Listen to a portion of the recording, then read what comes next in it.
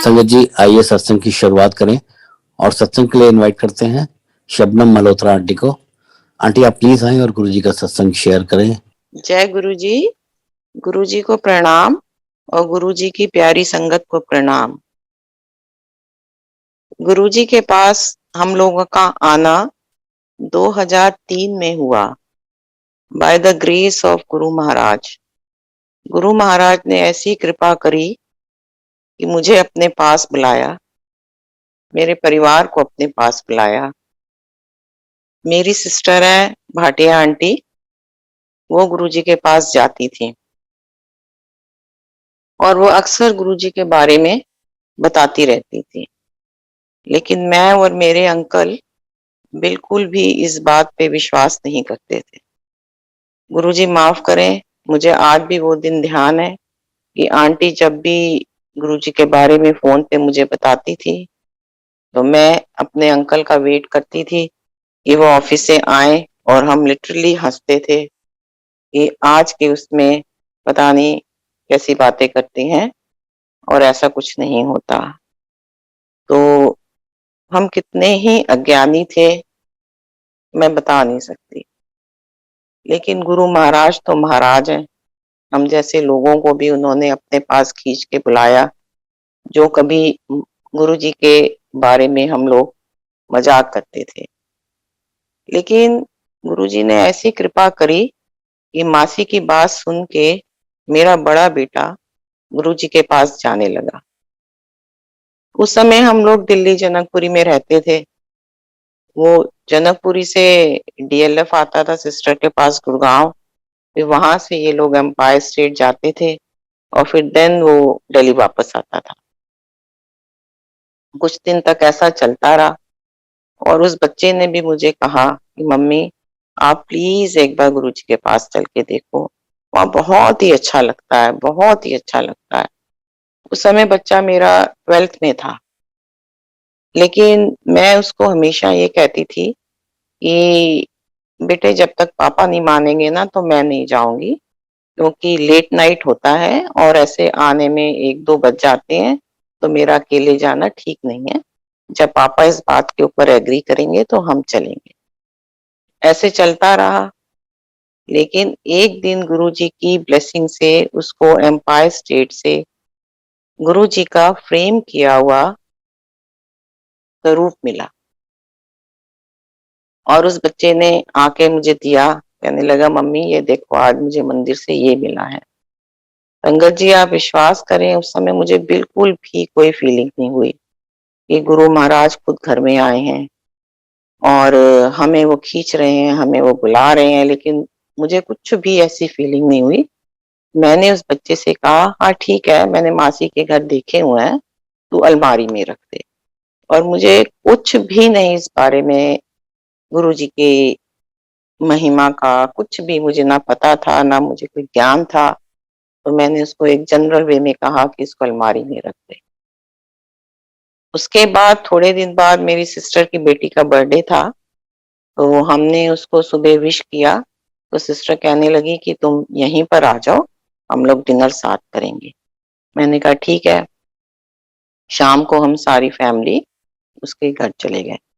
हम जब वहां गए तो हमने देखा कि वो तो मंदिर जाने के लिए तैयार थे और हमने उन्हें कहा कि भाई हम तो जाते नहीं है, तुम लोगों को ये चीज पता ही है। तो इतने में क्या मैं देखती हूँ कि मेरा बड़ा बेटा तो जाके मासी की गाड़ी में बैठ गया। अब हम क्या करें कि हमें जाना ही पड़ा। ये गुरु जी का एक बुलावा, किस तरीके से उन्होंने हमें खींचा और हम उस दिन पहले बड़े मंदिर गए। जब हम बड़े मंदिर में पहुंचे तो वहां पर सिंगला अंकल थे, कक्कड़ अंकल थे, गुरु जी की पुरानी संगत है। उन्होंने हम लोगों के साथ सत्संग किया और हमें बहुत अच्छा लगा। बस उसके 10-11 दिन बाद हम एम्पायर स्टेट गुरु जी के पास गए और गुरु जी ने बहुत अच्छा ब्लेस किया और काफी बातें भी करी और बहुत अच्छा ब्लेस किया। और संगत जी इतना अच्छा मुझे उस दिन वहां पर लगा, जस्ट लाइक अ हेवन।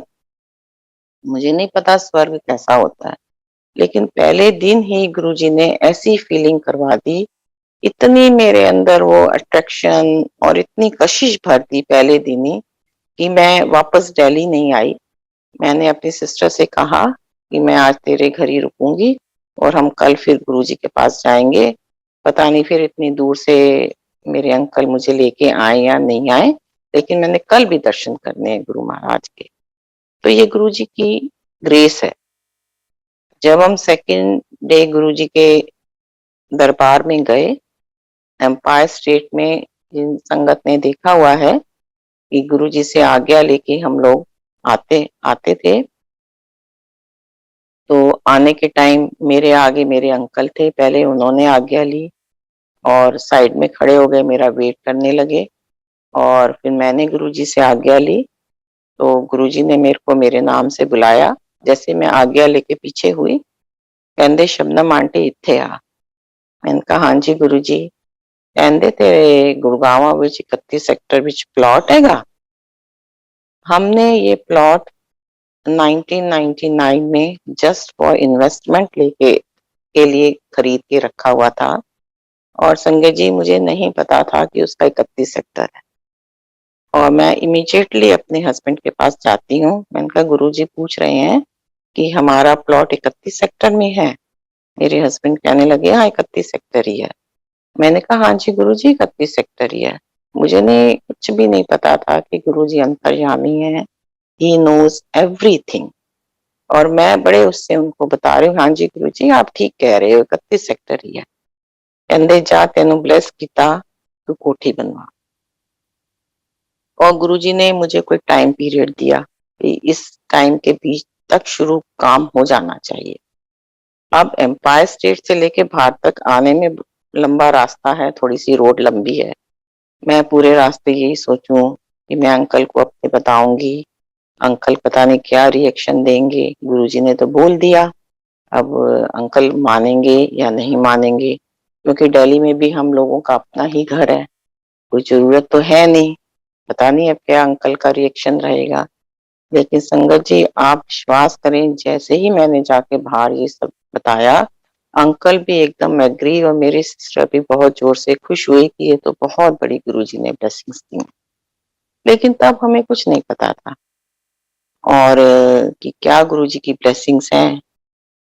हमने बस ठीक है गुरुजी ने कहा, और ये भी उन्हीं की ही कृपा थी कि अंकल भी पॉजिटिव और मैं भी पॉजिटिव कि ठीक है हम घर बनवाना शुरू करते हैं।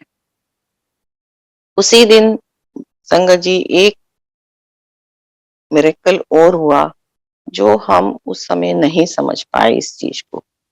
जैसे ही हम लोग एम्पायर स्टेट में से निकले, अपनी गाड़ी में बैठे, सामने क्या देखा कि गुरुजी अपनी गाड़ी में आगे आगे जा रहे। हमें तब ये कोई चीज नहीं समझ में आती थी कि ये क्या हो रहा है। हमने कहा ठीक है गुरुजी भी कहीं जा रहे हैं, और बिल्कुल बहुत सारे लंबे रास्ते तक गुरुजी हमारे साथ, गुरुजी की गाड़ी आगे, हमारी गाड़ी पीछे। ऑल ऑफ सडन गुरुजी की गाड़ी और गुरुजी पता नहीं कहाँ गायब हो गए, पता ही नहीं चला। और हम लोग बड़े ही हैरान हुए कि ये क्या हुआ। फिर हमने अपनी सिस्टर को बताया, मैंने अपनी, तो उसने कहा कि गुरुजी तुम्हारे साथ चले हैं, तुम्हें ब्लेस किया है। लेकिन हमें ये सब चीजें नहीं समझ में आती थी।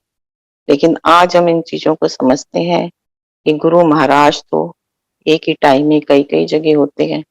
और उस टाइम इतनी भी समझ नहीं थी कि भाई हम ना तो संगत में किसी को जानते थे और भाई किसी से क्या पूछे। मैंने सिस्टर से ही पूछा तो उन्होंने यही कहा कि ये आपको आपका घर ब्लेस करने गुरुजी गए हैं।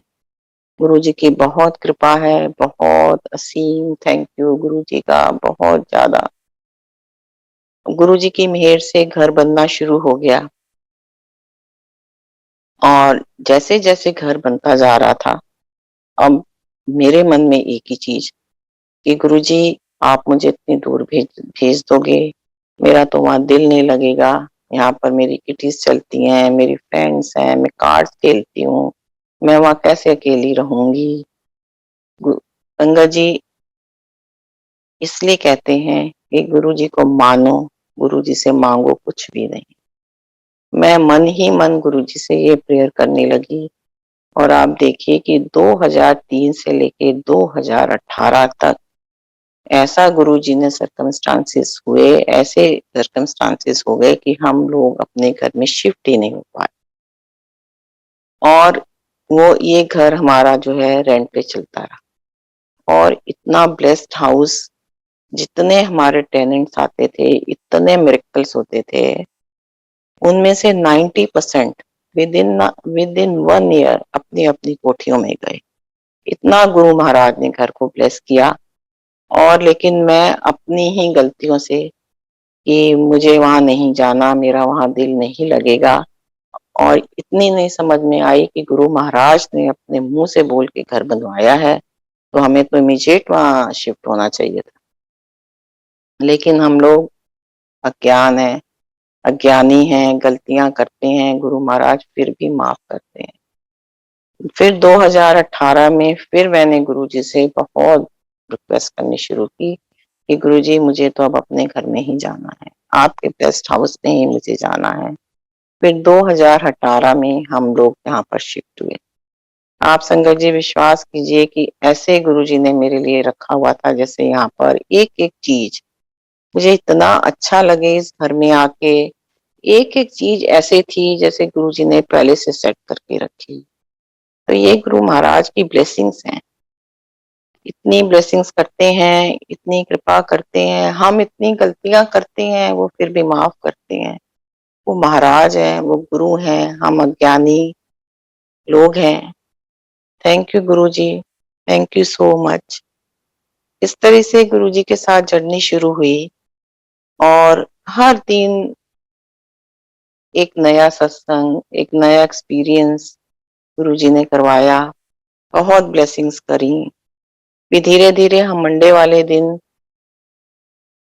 हम बड़े मंदिर जाने लगे, उधर सेवा करने के लिए। बहुत अच्छा लगता था और बड़े धीरे-धीरे सत्संग सुनने शुरू हो गए कि ऐसे होता है, ऐसे होता है। बड़े लोग वहाँ सत्संग करते थे। लेकिन गुरु महाराज ने एक एक्सपीरियंस कराया, वो जो बहुत ही अमेजिंग है, बहुत ही अमेजिंग है। मंदिर में एक दिन हम लोग ऐसे 7:30 पौने 8 बजे थे, 10-15 लोग थे मंदिर के अंदर। तो माली काका आके कहने लगे अब मंदिर बंद हो रहा है, आंटी अंकल बाहर निकलो। उस समय बहुत थोड़े से लोग होते थे, ज्यादा संगत नहीं होती थी। तो हम लोग ऐसे बाहर की तरफ आने लगे, तो शिवलिंग पे जहाँ पर त्रिनेत्र बना हुआ है, उसके राइट हैंड साइड में बहुत बड़ी जोत जल रही थी, बहुत बड़ी जोत। पता नहीं वो क्या था, कुछ समझ नहीं आ रहा था। बस it was very very amazing, बहुत अमेजिंग था, बहुत सुंदर था कि बस मन कर रहा था उसी को ही देखते चले जाएं। खैर जितने दर्शन कर सकते थे करे उसके, फिर उसके बाद घर आ गए। उससे एक दिन पहले गुरुजी ने शिवलिंग पे ही सप्तऋषि के दर्शन कराए। 2 सेवादार मंदिर में थे, उनको दर्शन कराए और मंडे वाले दिन ये जोत के दर्शन कराए। उसके बाद वो 2 सेवादार जब गुरुजी के पास एम्पायर स्टेट गए, तो गुरुजी ने उनको कहा कि आज वेख्या मैं की वखाया। उन्होंने कहा हाँ गुरुजी बहुत बढ़िया था, कल भी सप्तऋषि के दर्शन हुए और आज जोत के दर्शन हुए। तो उस दिन गुरुजी ने कहा कि आने वाले टाइम में ये मंदिर इंडिया का ही नहीं, पूरे वर्ल्ड का सबसे पवित्र स्थान बनेगा और इवन जो इसके पास से भी निकल जाएगा वो भी ब्लेस होगा। तो ये गुरु महाराज के वर्ड्स हैं जो हम आज देख रहे हैं। उस समय तो हमें कुछ चीज समझ ही नहीं आती थी। आज संगत जी इतने दूर दूर से लोग आते हैं, लंबी लंबी लाइनें लगती हैं। इवन कई बार मंदिर के बाहर से हम लोग दर्शन करके आ जाते हैं। गुरु महाराज के जो वर्ड्स हैं, ये बिल्कुल वचन कि जो पास से भी निकल जाएगा उसका भी कल्याण होगा। तो गुरु महाराज को सब पता है कि आने वाला टाइम ऐसा है, हर कोई बंदा मंदिर जा नहीं पाएगा, जो दूर से भी दर्शन कर जाएगा क्योंकि लाइनें इतनी लंबी लंबी होती हैं, उसका भी कल्याण है। अब इस समय जैसे कोविड का टाइम चल रहा है, हम लोग मंदिर के अंदर नहीं आ सकते, बाहर से ही दर्शन करके आ जाते हैं। और गुरु महाराज ब्लेस करते हैं। गुरु महाराज अपनी संगत से बहुत बहुत बहुत प्यार करते हैं। बहुत ऐसे एक्सपीरियंस धीरे धीरे होने लगे। ऐसे ही एक दिन मैं पूजा घर में जोत जला रही थी गुरु जी के आगे, जैसे रोज रूटीन में जलाते हैं। तो विंटर्स के दिन थे, मे बी शायद घी जो है वो थोड़ा सा अच्छे से मेल्ट नहीं हुआ था, और मैं जो जलाई जाऊं वो जले ही ना, जले ही ना। और मेरी जो है वो माचिस भी खत्म हो गई। थोड़ी सी मुझे इरिटेशन होने लगी कि क्या हो गया है, ज्योत ही नहीं जल रही। और मैं जब माचिस खत्म हो गई तो मैं वहां से निकल के किचन की तरफ गई माचिस लेने, और बोलती जा रही हूँ कि आज पता नहीं ज्योत नहीं जल रही। इतने में अंकल मेरे आते हैं, वो वहां खड़े होते हैं तो कहते हैं क्या हुआ। मैंने कहा इतनी जोत जलाई है, आज ज्योत ही नहीं जल रही। कहते पीछे मुड़ के तो देख क्या हो रहा है। देखा सामने तो इतनी बड़ी जोत जल रही है। मैं तो हैरान हो गई, मेरी तो वहां माचिस खत्म हो चुकी थी, फिर वो जोत कैसे जल गई। कुछ भी समझ में नहीं आया। उस समय कुछ समझ आता भी नहीं था। अब ये महाराज की कृपाएं समझ में आती हैं। अब समझ में आता है कि वो जोत किसने जलाई। वो गुरु महाराज ने जलाई। वो दिखाते हैं कि तू इतनी परेशान मत हो, कि मैं जला दूंगा। चाहे हम उसको सामने से नहीं जला रहे, लेकिन अगर हम मन से गुरु महाराज के आगे कर रहे हैं तो वो सब देखते हैं। मेन चीज हमारी फीलिंग है, हमारी भावना है कि हम जिस भाव से कर रहे हैं। क्योंकि मेरे मन में भाव बहुत था गुरुजी के उसमें जोत जलाने का, तो उन्होंने जला के दिखाई। चाहे हम जला पाए ना पाए, लेकिन गुरु महाराज सुनते हैं और कृपा करते हैं। तो ऐसे बहुत एक्सपीरियंस गुरुजी के साथ हुए, रूटीन के, जो हम लोग बाद में समझते हैं चीजों को। ऐसे ही एक दिन संगत जी गुरुजी के पास जब एम्पायर स्टेट गए, तो गुरु महाराज थोड़ा पहले कई बार आके बैठते थे उधर किचन के बाहर कैबिनेट पे। तो कई बार जब हम जल्दी पहुंच जाते थे तो वहां पहले गुरुजी के दर्शन करते थे। उसके बाद गुरुजी चोला पहन के आते थे, अपने सिंहासन पर बैठते थे। एक दिन ऐसे ही हम लोग जल्दी चले गए, गुरु महाराज अपने कैबिनेट पे बैठे हुए थे। माथा टेका गुरुजी को। गुरु महाराज ने मुझे हाथ से इशारा करके बिल्कुल अपने चरणों के पास बिठा लिया, और मैं वहां पर बैठ गई। और डर इतना लग रहा था कि आप पूछिए मत। ये बिल्कुल गुरुजी के पास बैठे हैं, और आंख बंद कर ली और मंत्र जाप शुरू कर दिया।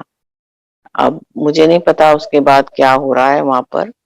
तो बाद में जब हम लोग ऐसे वापसी में गाड़ी में बैठे, तो मेरा बेटा कहने लगा कि मम्मी, आज तो गुरुजी ने आपको बिल्कुल अपने पास बिठाया, और सिद्धू आया था और वो आपके आगे बैठने लगा तो गुरुजी ने उसको हटा दिया, आपके आगे आज किसी को नहीं बैठने दिया। अब संगत जी ये तो गुरु महाराज की मिहिर है, मेरा तो इसमें कुछ भी नहीं है। लेकिन एज अ ह्यूमन बीइंग मेरे अंदर तो इतना वो हो गया कि अरे आज तो गुरुजी ने ऐसे किया, आज तो मुझे बिल्कुल आगे बिठाया। इतना अपने आप में मुझे प्राउड फील होने लगा। और गुरु महाराज देखो मन की भी बात जान लेते हैं, बिल्कुल अंतर्यामी है। ये मैं अपने घर में ही एक हफ्ता इसी चीज में बड़ी खुश रही कि गुरुजी ने मुझे अपने पास बिठाया, अपने पास बिठाया। और नेक्स्ट टाइम आप संगत जी विश्वास कीजिए कि गुरुजी एज यूजुअल कैबिनेट पर बैठे हुए थे, और हम एम्पायर स्टेट की अभी मैंने पहली सीढ़ी भी नहीं उतरी होगी कि गुरुजी ने मुझे इशारे से ऊपर भेज दिया और बाकी तीनों को नीचे बिठाया। तो ये एक मतलब वो है कहने का ये कि वो हर चीज जानते हैं, कि अगर उन्होंने अपने पास बिठाया है तो मेरे तो इसमें कुछ भी नहीं है। तो मुझे इस चीज में कोई प्राउड नहीं फील करना चाहिए, थैंक्स टू गुरुजी कहना चाहिए। तो ये है कि गुरुजी हर छोटी से छोटी, बड़ी से बड़ी आपके मन में क्या चल रहा है, क्या विचार है, उसको जानते हैं। तो ये गुरु महाराज की मिहिर है। ऐसे ही गुरुजी ने मेरे छोटे बेटे की एडमिशन कराई। मेरा बड़ा बेटा बीटेक करने के लिए दिल्ली से बाहर गया। तो जब छोटे का नंबर आया तो बड़े ने कुरुक्षेत्र यूनिवर्सिटी से करी बीटेक। जब छोटे का नंबर आया तो मैं भी उसके जैसे फॉर्म्स वगैरह निकलते थे, जगह-जगह के भरने लगी।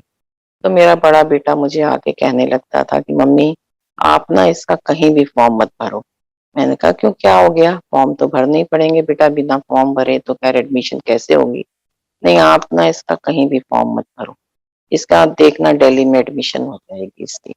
मैंने कहा ऐसे थोड़ी होता है बेटा, इसके फॉर्म तो सब जगह के जैसे तेरे भरे थे वैसे भरेंगे और जहाँ एडमिशन होएगी वहीं ये जाएगा।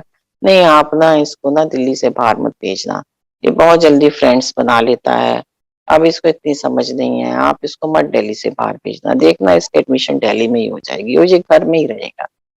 तो मैंने क्या, ठीक है वो बच्चा कहता था, मैं भी सुन लेती थी, लेकिन मैंने तो उसके फॉर्म्स भरे सब जगह। तो उसकी आईपी में बड़ी अच्छी रैंक आई, आईपी यूनिवर्सिटी में। और जब हम उसकी काउंसलिंग के लिए गए तो उसने बिल्कुल ही घर के पास का कॉलेज लिया। हालाँकि उसको बहुत बढ़िया उससे कॉलेज मिलता था, लेकिन उसने कहा कि नहीं, मुझे बिल्कुल घर के पास ही महाराजा सूरजमल इंस्टीट्यूट ऑफ टेक्नोलॉजी है, मुझे बस यहीं पर ही मम्मी एडमिशन लेनी है, मेरे को दूर नहीं जाना। घर से पास है, आने-जाने में ईज़ी रहेगा, मेरे लिए यही ठीक है। मैंने कहा ठीक है, जैसे तेरी इच्छा है वैसे कर लो। लेकिन वहाँ पर काउंसलर भी कह रहे थे कि इसको तो बहुत अच्छा और कॉलेज मिल सकता है, ये वहाँ क्यों नहीं जा रहा? तो ठीक है, जैसे बच्चे की इच्छा थी, हमने कहा वो ही ठीक है। उसने वहीं पर एडमिशन ली। जब हम उसका सारा एडमिशन का काम करके घर वापस आए, तो मेरा बड़ा बेटा कहने लगा, देखा मम्मी, मैंने आपको कहा था ना इसके कहीं फॉर्म भरने की ज़रूरत नहीं है, इसकी एडमिशन दिल्ली में ही होनी है। फिर मैंने उसको पूछा अपने बेटे को, मैंने कहा कि तू क्यों ऐसे बोलता था? क्या ऐसी चीज़ थी? कहता है मम्मी मैं इसके लिए थोड़ा-सा वरीड रहता हूँ, ये फ्रेंड्स बहुत जल्दी बना लेता है और कहीं बिगड़ ना जाए, तो मेरे को थोड़ी-सी ऐसे मन में टेंशन थी।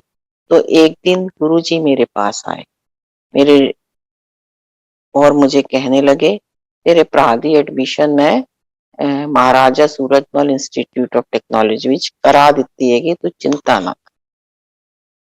तो गुरुजी की मेहर देखिए आप कि कैसे कृपा करते हैं, एक बच्चे के मन की बात सुन के, और गुरुजी पहले ही एडमिशन करा गए उसकी, और उसको और उससे बढ़िया कॉलेज मिलते थे, लेकिन बच्चे ने भी वही डिसाइड किया, उसको जबकि पता कुछ भी नहीं है, लेकिन गुरुजी ये सब डालते हैं। जब उन्होंने वहाँ एडमिशन करा दी तो बच्चे के दिमाग में भी यही चीज आई कि मैंने यही कॉलेज लेना है, और वो उसी कॉलेज से उसने बीटेक पास आउट किया और बहुत अच्छी उसकी जॉब लगी गुरु महाराज की मेहर से। आज मेरे दोनों बच्चे जिस भी मुकाम पर पहुंचे हुए हैं, सब गुरुजी की मेहर है, सब गुरुजी की कृपा है। गुरुजी ने उनको इतना लायक बनाया, इतना काबिल बनाया, ये सब गुरुजी की मेहर है। गुरुजी की कृपा से जहाँ भी आज बैठे हैं, उनकी कृपा है, उनकी मेहर है। गुरुजी का तो इतने एक्सपीरियंसेस हैं कि मैं ऐसे सत्संग सुनते थे, उस समय तो बहुत ज़्यादा सत्संग नहीं होते थे, लेकिन जितना भी सुनने में आता था कि गुरुजी का नेचर पर भी कंट्रोल है, तो कई बार सोचते थे कि ये चीज़ कैसे होती? लेकिन गुरुजी ने ये चीज़ प्रैक्टिकल दिखाई करके। गुरुजी का हर फंक्शन से पहले बड़ा मंदिर खुलता था 1 हफ्ते सफाई के लिए। मुझे ध्यान है आज भी, वो अप्रैल का महीना था, बैसाखी का फंक्शन आने वाला था, तो हम लोग वहाँ सेवा के लिए गए, मैं और मेरे अंकल। उस समय वहाँ पर एक अनीश अंकल होते थे, तो जैसे ही हम लोग अंदर घुसे, तो वो अंकल कहते हैं आके कि आंटी गुरुजी का फ़ोन आया है, आपको कल सेवा में आना है। और हम उस दिन से ये सोच के गए थे कि हम आज सेवा करके आएँगे तो कल हमने जयपुर जाना है। तो आज हम मंदिर हो के आते हैं, कल हम जयपुर जाएँगे। जब अनीश अंकल ने आके ये बताया कि आंटी गुरुजी का फोन आया है, आपने कल सेवा में आना है, तो वो तो प्रोग्राम कैंसिल ही हो गया कि अब तो हमें जयपुर जाना ही नहीं है। अब तो गुरुजी का हुक्म आया है तो हमने कल सेवा में आना ही आना है। लेकिन रात को क्या होता है कि मेरे हस्बैंड की तबीयत बहुत खराब हो जाती है। उनको बहुत लूज मोशन हो जाते हैं, फीवर हो जाता है। अब मैं सुबह 4 बजे से उठ के परेशान होती हूँ कि अब मैं कैसे मंदिर जाऊँगी। उस समय ना मेट्रो होते थे और जनकपुरी से मंदिर बहुत दूर पड़ता था। तो मैं बहुत टेंशन में हो जाती हूँ और इधर-उधर घूमने लगती हूँ। तो मुझे एकदम ध्यान आता है, एक विकासपुरी से आंटी आती हैं, वोरा आंटी। मैंने कहा अच्छा वोरा आंटी से पूछती हूँ, कोई साथ बन जाएगा तो मैं निकल पड़ूँगी। तो जैसे ही मैंने वोरा आंटी को आप संगत जी आप समझिए कि सुबह 5 बजे मैंने उनको फ़ोन कर दिया। मेरे से इंतज़ार नहीं हो रहा था कि मैं किससे बात करूँ, क्या करूँ? मैं बड़ी परेशान हो गई कि मुझे मंदिर जाना है, गुरुजी की आज्ञा है। अंकल मेरे बीमार हो गए हैं, अब साथ कैसे बने मेरा जाने का? मैंने उनको 5 बजे सुबह फ़ोन कर दिया। मैंने कहा आंटी ऐसे-ऐसे है, मुझे तो मंदिर जाना है। तो आंटी तो मेरी बात सुन के इतनी खुश हुई कि कुछ पूछो नहीं। कहती हैं कल रात को मंदिर में गुरुजी ने काफ़ी संगत को बोला है कि कल सवेरे-सवेरे बड़े मंदिर पहुँचो सेवा करनी। कहती है मैं मेरी सिस्टर का मुझे फ़ोन आया, और आंटी बताती हैं कि उनकी सिस्टर का उनको फ़ोन आया कि वो ऐसे-ऐसे मंदिर जा रही हैं, गुरुजी की आज्ञा हुई है। तो कहते हैं मैं बड़ी परेशान हो रही थी कि गुरुजी आपने उनको तो बोल दिया और मेरा भी मन है सेवा करने का तो मैं कैसे करूं? कहते हैं आंटी अब तो आपको ले जाने के बहाने मैं जा सकती हूँ मंदिर। और उन्होंने अपनी बड़ी बेटी की छुट्टी कराई और वो मैं और आंटी हम लोग 6 साढ़े 6 बजे मंदिर पहुंच गए। उस रात को संगत जी इतनी आंधी, इतना तूफान आया था कि पूरा मंदिर जो है वो पत्तों से भरा पड़ा था। पत्तों से, मिट्टी से और जितनी संगत को गुरुजी ने आज्ञा करी थी, संगत पहुंची हुई और सबने मंदिर साफ किया। तो इससे यही है कि गुरुजी को ये चीज पहले ही पता थी कि ये ऐसे आंधी तूफान आने वाला है और जिससे गुरुजी ने सेवा लेनी है उसको गुरुजी ने बोला मंदिर आने को और मंदिर साफ हुआ। तो ये गुरु महाराज की कृपा है कि कैसे हम लोगों के कष्ट काटने के लिए सेवा भी गुरुजी उन्हीं से करवाते हैं जिससे उनको लेनी है, जिससे हमारे कष्ट कटते हैं, उन्हीं से ही गुरुजी सेवा करवाते हैं। ये भी उन्हीं का ही मेल है कि छोटा सा काम करवा के छोटी सी हम गुरु के लिए क्या कर सकते हैं? कुछ भी नहीं कर सकते, कुछ भी नहीं कर सकते। ये तो उन्हीं की मेल है कि वो हमारे ही कष्ट काटने की सेवा करवाते हैं। इस तरह गुरुजी के साथ बहुत ही अच्छा टाइम, इतना अच्छा टाइम गुरुजी के चरणों में बैठ के बहुत ही अच्छा टाइम गुरुजी के साथ पास हुआ। आज भी है, बहुत ही प्यारा गुरुजी का साथ है। संगत जी अब ये सब कुछ चलता रहा, बहुत एक्सपीरियंस होते रहे। उसके बाद 31 मई 2007 को गुरुजी ने चोला छोड़ दिया। उसके बाद क्या? अब एक बहुत बड़ा क्वेश्चन मार्क, बहुत बड़ा क्वेश्चन मार्क। संगत का हर एक बंदा बिल्कुल ऐसे हो गया कि ये क्या हो गया। ये इतनी शॉकिंग शॉकिंग न्यूज़ थी संगत के लिए, हम लोगों के लिए, सबके लिए बहुत ही शॉकिंग न्यूज़ थी।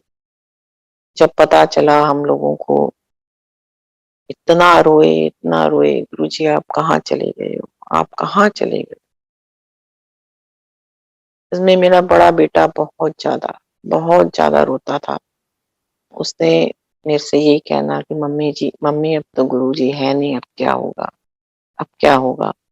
लेकिन संगत जी गुरु महाराज, भगवान तो हर जगह, हर कण में गुरुजी ने अपनी संगत को समझाया, संभाला, कहा कि मैं कहीं नहीं गया, मैं यहीं पर हूँ, मैं तुम लोगों के साथ हूँ। गुरुजी हमें नहीं छोड़ सकते कभी भी, हम गुरु को भले छोड़।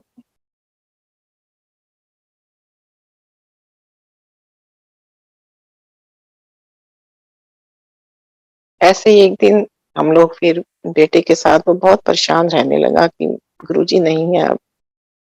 तो एक दिन हम लोग रेस्टोरेंट गए हुए थे, तो मेरा बेटा वहां रोने लगा। मैंने कहा तुझे क्या हुआ है? कहता मम्मी गुरुजी की याद आ रही है, गुरुजी नहीं है अब।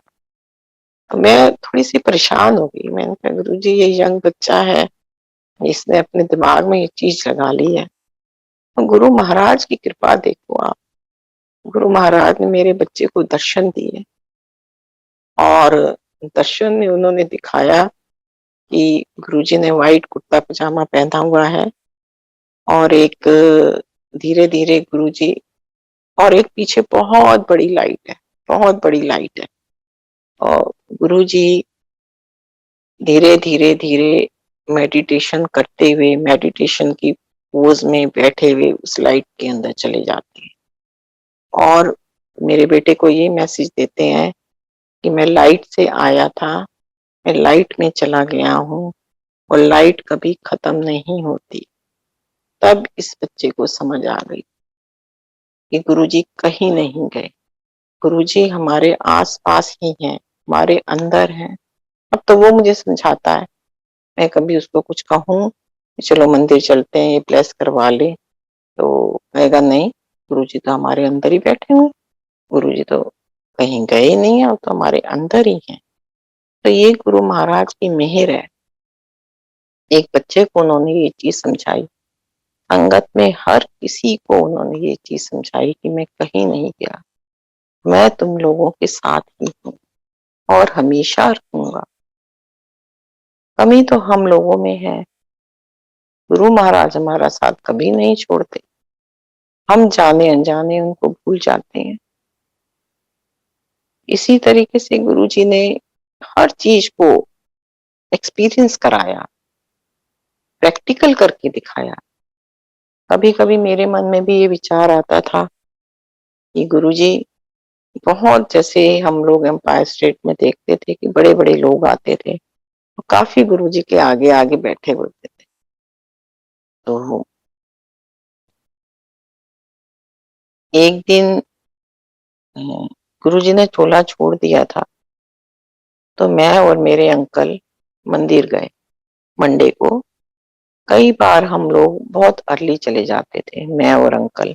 हम घर से अपने 6 सवा 6 बजे निकल पड़ते थे, और 7:30 तक हम मंदिर पहुंच जाते थे, और माली काका से इवन हम चाबी लेके एक एक बार हॉल भी हम लोगों ने खोला है, और मंदिर में कोई भी उस समय नहीं होता था, फिर एक दो लोग आने लगते थे। मैं उधर कुटिया की तरफ सेवा करने चली जाती थी, और अंकल, उस समय बहुत छोटी किचन होती थी, वहाँ पर चाय प्रसाद बनाते थे, उसको फिर कॉफी स्टैंड पे ला के रख देते थे। इस तरीके से होता था।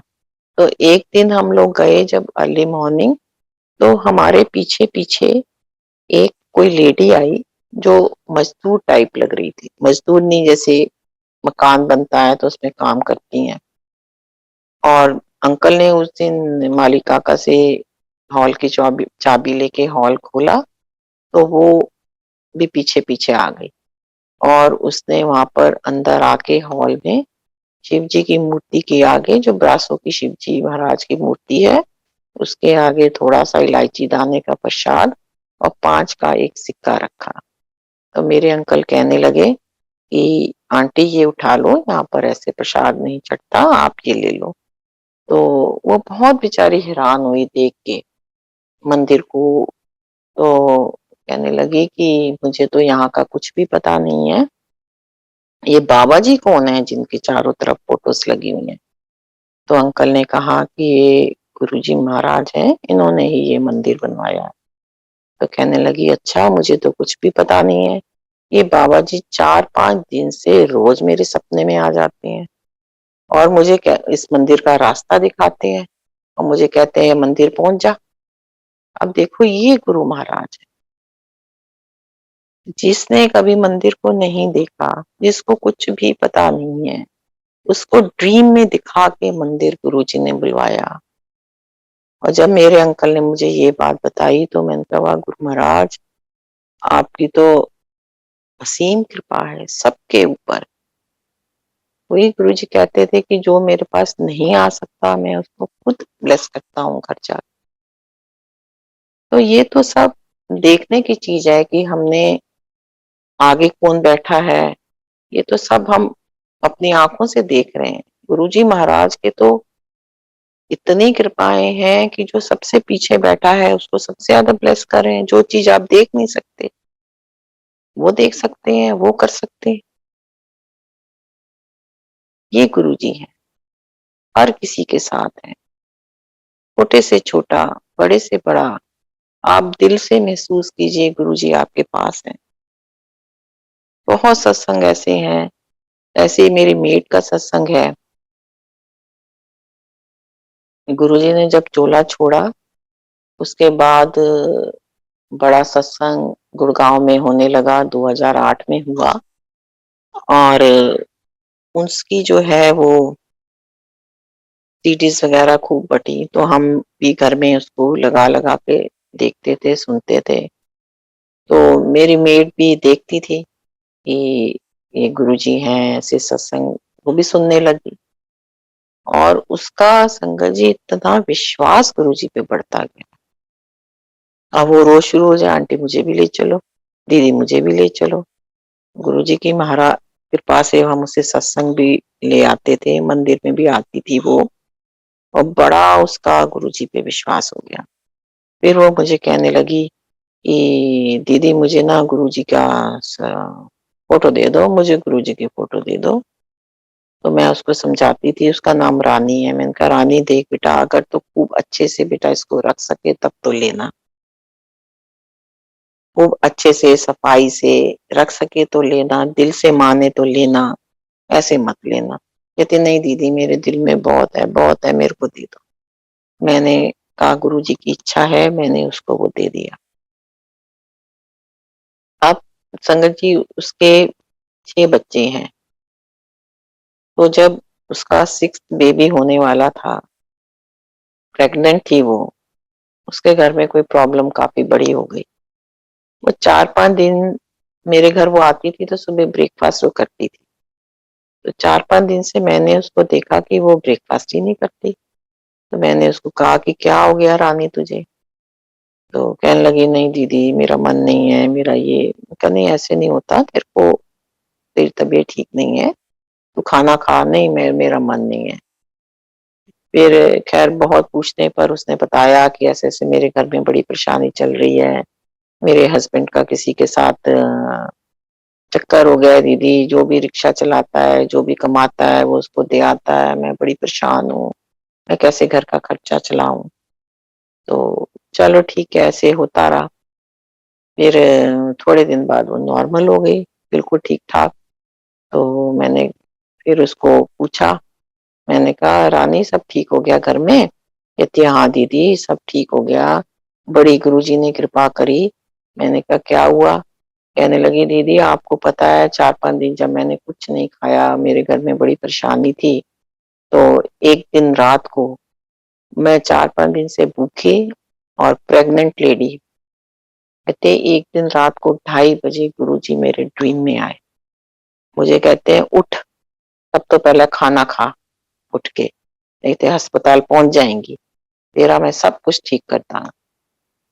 कहती है दीदी ऐसे मेरे ड्रीम में आए, मैंने रात को 2:30 बजे उठ के खाना खाया, उसके बाद सारा उस मेरे हस्बैंड का भी चक्कर सब खत्म हो गया, सब चीज अच्छे से सॉर्ट आउट हो गई, कोई प्रॉब्लम ही नहीं है, अब बच्चे मेरे सारे पढ़ने जाने लगे।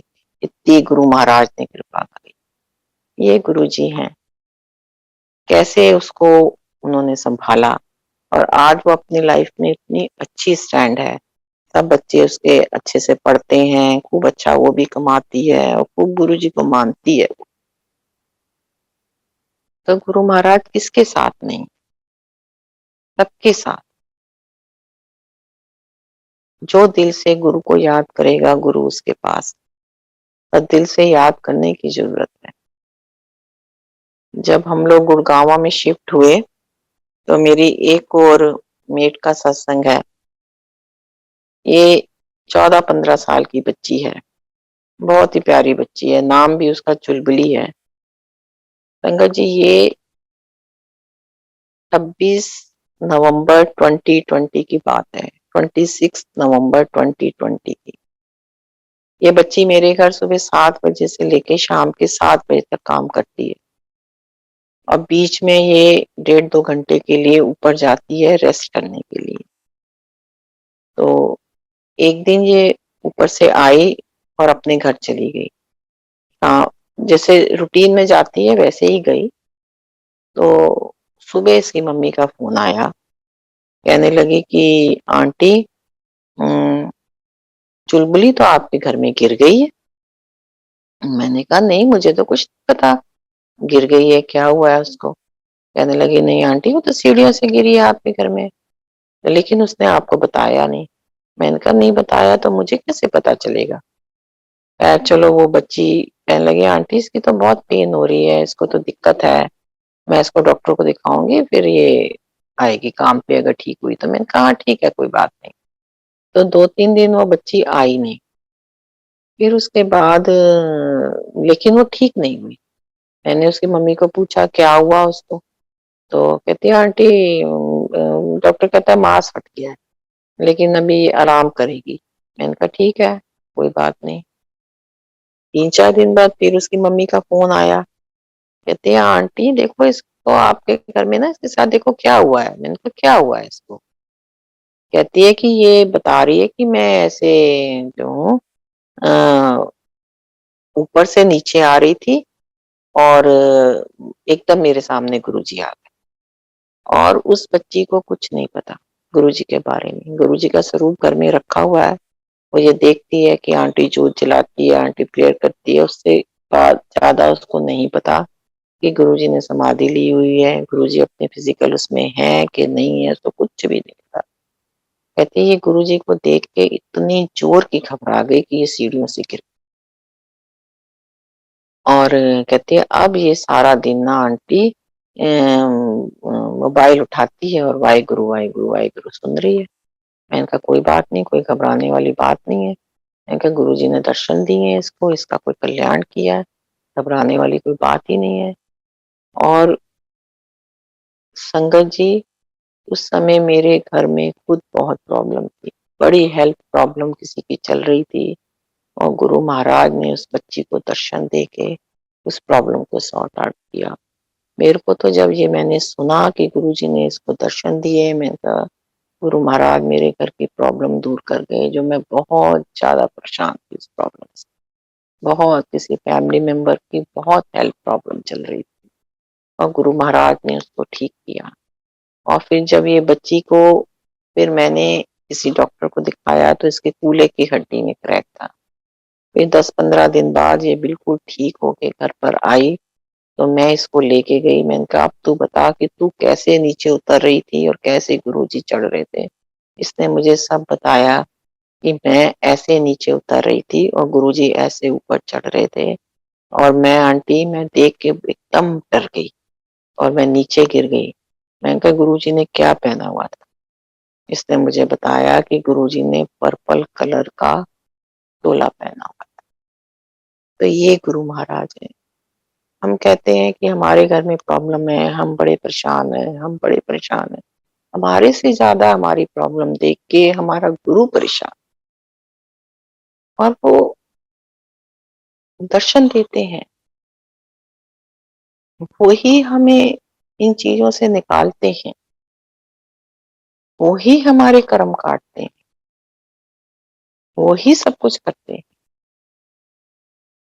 संगत जी, गुरु जी पे विश्वास पक्का होना चाहिए।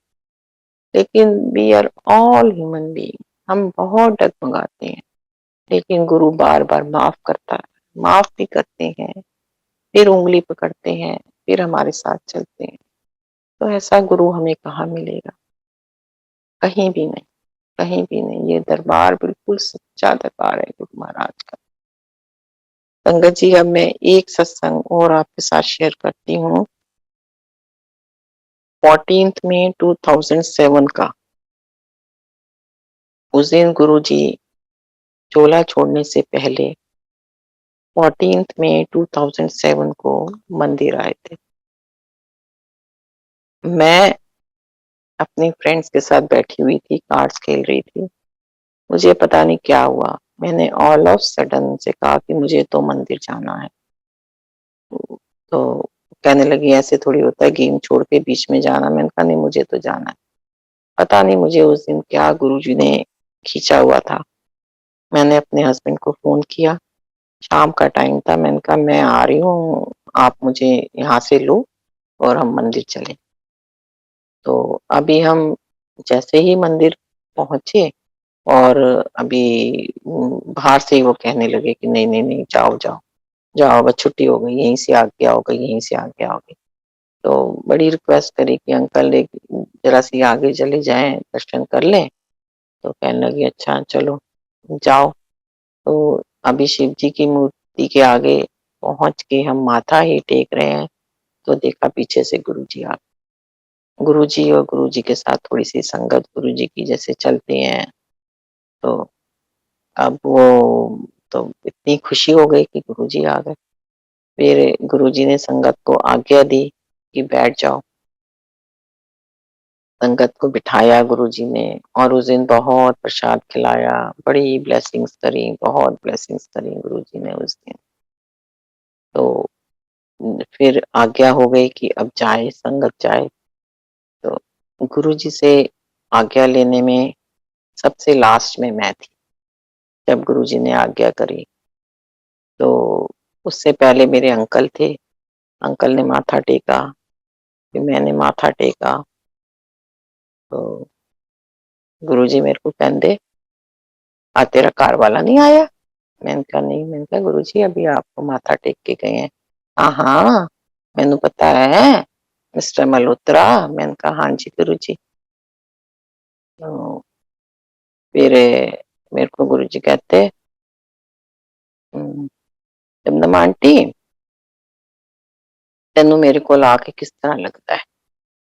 मैंने कहा मैं तो एकदम ऐसे हो गई। मैं कहा गुरु महाराज मुझे तो आपके दरबार में आके ना स्वर्ग मिला है, स्वर्ग की प्राप्ति, उससे भी ऊपर। मैं क्या कहूँ गुरुजी आप। कहंदे तू ते मेरे कोल आंदी नहीं सी। मैंने कहा हाँ जी गुरुजी मैं नहीं आती थी। तैनू ते मैं खिच के अपने कोल बुलाया है। मैंने कहा हाँ जी गुरुजी, आपने ही बुलाया है मुझे, मैं नहीं आती थी। कहंदे चल भी मैनू माथा टेक। मैंने गुरुजी को माथा टेका। कहंदे जा अगे अगे वेखी चल, मैं तेनू किन्नियां ब्लेसिंग करनियां ने, मैं तेनू किन्नी ऐश करानी है तेरी। मैंने गुरुजी को माथा टेका, गुरुजी ने मुझे इतना आशीर्वाद दिया। वो दिन मेरी जिंदगी का सबसे अच्छा, सबसे सुंदर, सबसे हसीन दिन। उसके बाद मेरी गुरुजी से कोई बात नहीं हुई। गुरुजी ने 31 मई 2007 को चूल्हा छोड़ दिया और लेकिन बहुत ब्लेस करके गए, बहुत ब्लेस करके गए, बहुत ज़्यादा। इतना गुरुजी ने फिर बड़े मंदिर में गुरुजी ने वेडनेसडे और सैटरडे की सेवा दी। उन्हीं की कृपा से सेवा मिली। हम तो सेवा करने लायक है ही नहीं, लेकिन गुरु महाराज ने दिलवाई। और इतना ज़्यादा गुरुजी ने जब सैटरडे को जाते थे तो उससे पहले मैं शबद सुनती थी। उसके बाद मेरी पेंट्री में सेवा होती थी। इतना आनंद शबद सुनने में, इतना आनंद, इतना प्यार गुरुजी ने उनमें भरा। शब्द ऐसे लगते थे कि जैसे पता नहीं तो ये कौन कर सकता है। हमारी तो इतनी नहीं हैसियत नहीं है हम कि ऐसे गुरु से जुड़ जाएं या इतना हमें आनंद आने लगे। वो गुरुजी ने वो नजारा दिखाया कि इतना अच्छे शब्द लगते थे, इतना मजा आता था, लगता था ये बंद ही नहीं हो। ऐसे ही गुरु महाराज ने वेडनेसडे की सेवा दी, वो भी उन्हीं की कृपा से मिली। अभी बहुत मजा आता, बहुत आनंद ही आनंद। अब 2 साल से तो मंदिर में जा नहीं सकते, कोई सेवा नहीं कर सकते। बहुत मिस करते हैं इस चीज़ को, बहुत मिस करते हैं गुरुजी के मंदिर को। गुरुजी इतना मिस करते हैं, गुरु महाराज फिर पहले जैसे दिन आ जाए। संगत खूब खुशी-खुशी सारी संगत मंदिर में जाए। गुरु महाराज ही ये जो भी कोरोना की प्रॉब्लम है वो ही दूर करेंगे। मेरे परिवार को भी सबको कोरोना हुआ, सबको, लेकिन गुरुजी ने हाथ पे रख के निकाल दिया, हथेली पे रख के निकाल दिया, बिल्कुल किसी को कोई कष्ट नहीं होने दिया। तो ये कौन करता है? गुरु करता है सब। मुसीबत के दिन भी गुरुजी ही जल्दी ठीक करेंगे। यही हम लोगों का विश्वास है, यही संगत का विश्वास है कि पहले वाले दिन मंदिर के आएँगे, सारी संगत जाएगी, गुरुजी के चरणों में बैठेंगे हम लोग। ऐसा आशीर्वाद गुरुजी देंगे।